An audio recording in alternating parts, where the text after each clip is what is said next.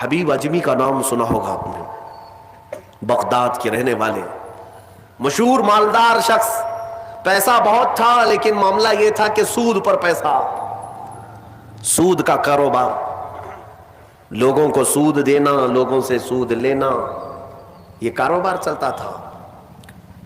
مسلمانوں اگر اپنے معاشرے میں سود کی بلا ہے تو فوراً توبہ کر لو۔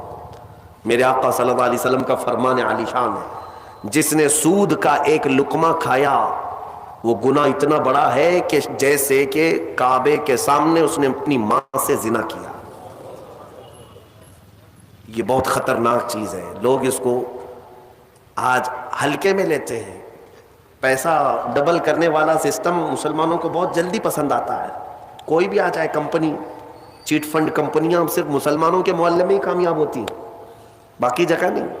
لاکھ روپے دو اور تم گھر میں نواب صاحب بیٹھے رہو، ہر مہینہ 10-10 ہزار آتا رہے، یہ پتہ ہی نہیں کہ کس طرح سے آتا ہے۔ تمہارے گھر میں آنے والا ایک لقمہ بھی تمہاری تحقیق کے بغیر نہیں آنا چاہیے، تم مسلمان ہو۔ ایک سکہ بھی تمہارے گھر میں بغیر تحقیق کا نہیں آنا چاہیے۔ اگر مشکوک، یعنی جس میں شک ہے، حرام کی بات نہیں کر رہا ہوں، حرام تو بڑی بات ہے، جس مال میں شک ہے اس مشکوک مال کا بھی ایک لقمہ کھا لیا تو اولاد بگڑ جاتی ہے۔ بزرگوں نے فرمایا اولاد بدتمیز پیدا ہوگی، بد اخلاق ہو جائے گی، کردار سے عاری ہو جائے گی، اس کا خیال رکھو۔ تو میں عرض یہ کر رہا تھا کہ حبیب اعجمی سود کا کاروبار کرتے رہے۔ ایک دن ایسا ہوا کہ اپنی بیوی سے گوشت لا کر دیا اور کہا کہ پکاؤ۔ بیوی نے کہا لکڑیاں نہیں ہیں، کہا کہ میں فلاں کے اوپر میرا سود آتا ہے، سود میں وہ لکڑیاں لے آؤں گا، سود میں لکڑیاں بھی، گھر کا آٹا بھی سود میں لا کر کے دیے۔ بیوی نیک تھی، سمجھاتی رہی۔ اس دن دعا کرتی ہے مولا میرے شوہر، میرے سرتاج، میرے رفیق حیات کو ہدایت دے دے۔ جب چولہے پر یہ ہانڈی رکھی گئی، کھانا پک گیا، یعنی سالن پکا تو اس نے اتارا، حبیب اجمی دسترخوان پر تھے، ہانڈی کھولی گئی تو اس میں پکتا ہوا خون تھا، خون کے علاوہ کچھ نہیں۔ حبیب اعجمی نے پوچھا یہ کیا ہے؟ بیوی نے کہا جب لوگوں کا مال سود میں لا کر کے دو گے تو اللہ تعالیٰ تمہیں دنیا میں ہی خون کھلا رہا ہے، آخرت میں کیا عذاب ہوگا۔ بات اثر کر گئی، بات اثر کر گئی دل پر، اور ڈر بھی گئے کہ اپنی آنکھوں سے دیکھا کہ پکتا ہوا گوشت خون بن چکا ہے۔ فوراً پورے جسم میں کپ کپی طاری ہو گئی، توبہ کیا، کھڑے ہو گئے۔ گھر سے باہر نکلے تو راستے سے جا رہے تھے، بچے جو کھیل رہے تھے، ایک بچے نے پکار کر کہا اے بچے ہٹو، یہ سود خور آ رہا ہے، اس کی چھاؤں کہیں ہم پر پڑ گئی تو ہم برے ہو جائیں گے۔ بچوں میں بھی یہ بات آ گئی تھی۔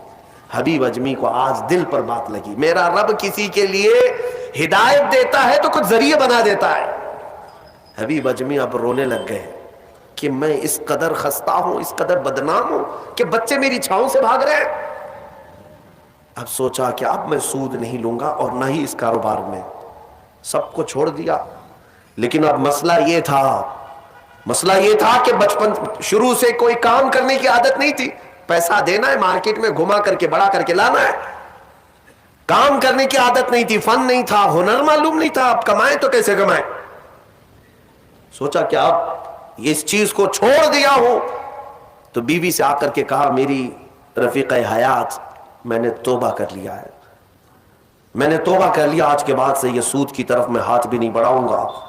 بیوی سجدہ شکر ادا کرتی اور کہتی ہے میرے رفیق، اے میرے زندگی کے ساتھی، اب فکر مت کرنا، میں تم سے کسی چیز کا مطالبہ نہیں کروں گی، آدھی روٹی بھی لاؤ میں صبر کروں گی، آدھی روٹی بھی آئی تو میں صبر کروں گی، اس لیے کہ آپ حلال رزق کی طرف جا رہے ہیں۔ کاش ہماری عورتیں ایسی ہوں جو اپنے شوہر کو سیدھے راستے پر لانے کا سبب بن سکے، ورنہ بہت ساری عورتوں کے مطالبات کی وجہ سے مرد حرام کاریوں میں پڑ گئے۔ تنخواہ تھوڑی سی ہے، عورت کے مطالبے زیادہ ہیں، اس کے مطالبے پورے کر نہیں پا رہا ہے تو حرام کاریوں میں مصروف۔ بہت سارے مردوں کے بگڑنے کی وجہ ان کی عورتیں بنی ہیں، اور جب پورا نہیں کر پاتے اور پیسہ بھی نہیں مل پاتا تو پھر نشے کی عادت لگ جاتی ہے، ٹینشن سے مکتی چاہیے، جو روز عورت مجھے گھر پہ جاتی پریشان کرتی ہے۔ میرے عزیزوں، وہ حبیب اجمی کی خاتون نے ان کو دلاسا دیا کہ جاؤ آپ نوکری کرو، نوکری کہاں کرتے, اب تک کرنے کی عادت نہیں تھی, عمر ہو گئی تھی. سیدھے گئے ایک دیہات, چھوٹا گاؤں تھا, اس گاؤں کی ایک مسجد تھی, مسجد کے اندر جا کر بیٹھ گئے. دن بھر بیٹھے رہے, نمازیں پوری پڑھ لی, عشاء کا وقت ہو گیا, نماز پڑھ کر کے اللہ کی بارگاہ میں رونے لگے, مولا کام کا آدمی نہیں ہو, اب تک کیا نہیں, اب میں اپنے گھر کیسے چلاؤں, تو میرے لیے کوئی انتظام فرما. رات کے وقت آئے, بیوی نے پوچھا کوئی نوکری ملی؟ کہاں مل گئی ہے, نوکری مل گئی ہے, بہت ہی اچھی جگہ پر ایک بادشاہ ہے, اس کے ہاں خدمت پر میں لگ گیا. کہا بہت اچھی بات ہے. دوسرے دن پھر گئے, اسی مسجد میں بیٹھے رہے. رات کو آئے, بیوی نے پوچھا کچھ اجرت ملی آج؟ جس بادشاہ کے ہاں کام کر رہے ہو تمہاری نوکری پر کچھ تنخواہ ملی؟ کہا نہیں, بادشاہ نے کہا ہے کل دے دوں گا. اپنی بیوی کو ٹال رہے تھے, اپنی بیوی کو ٹالنے کے لیے بول دیا ایسی کہ نوکری کر رہا ہوں, کہا کہ کل دینے کا وعدہ کیا ہے. پھر تیسرا دن آیا, تیسرے دن بھی وہ اسی مسجد میں رات گزار کر آئے. بیوی نے پھر پوچھا کچھ اجرت ملی؟ کہا نہیں آج بھی نہیں دیا, بادشاہ نے کہا کل دے دوں گا. چوتھا دن آیا, چوتھا دن بھی مسجد میں گزار کر آئے.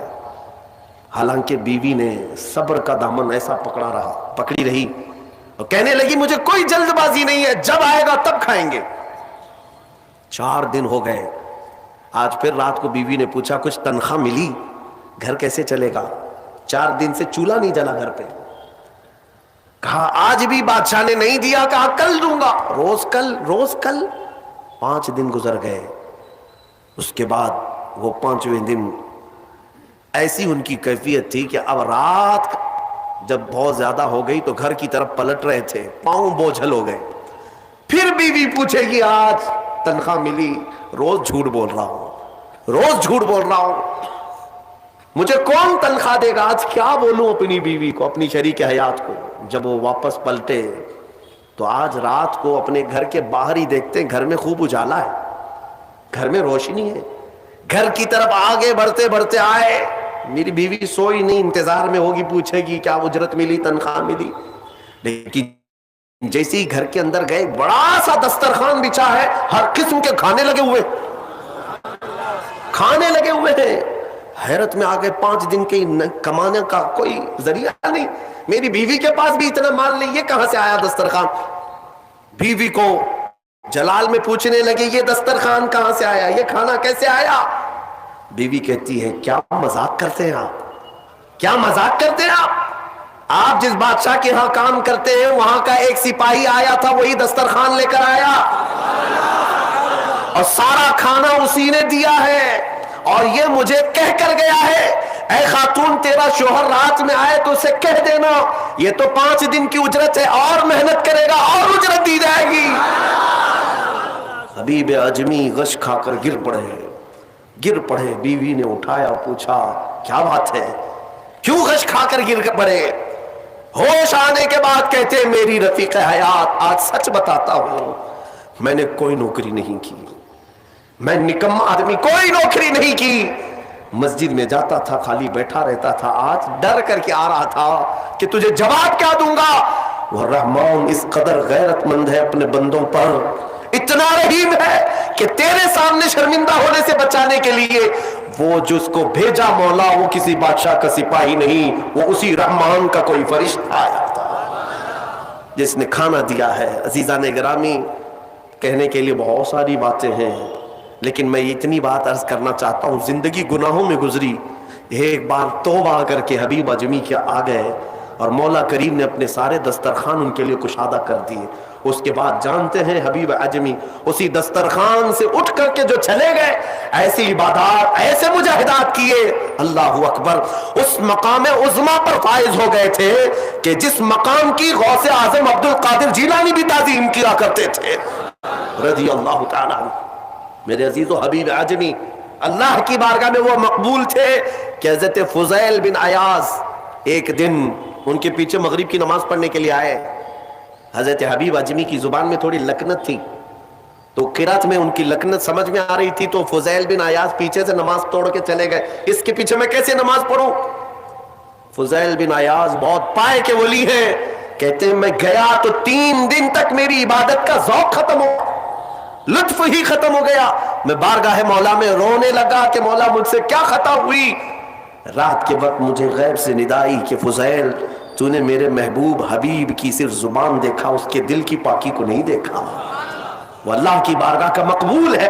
جب چھوڑ دیتا ہے پچھلی چیزیں وہ رحمان اتنا محبوب بناتا ہے، اتنا محبوب. میں نے ابھی ایک چیز پڑھی تھی، بغداد میں ایک شخص تھا، بڑے پیسے والا تھا، بہت پیسے والا تھا، اور ہر گناہ عادت تھی اس کی. پیسے والوں کی اکثر یہ چونچلے ہوتے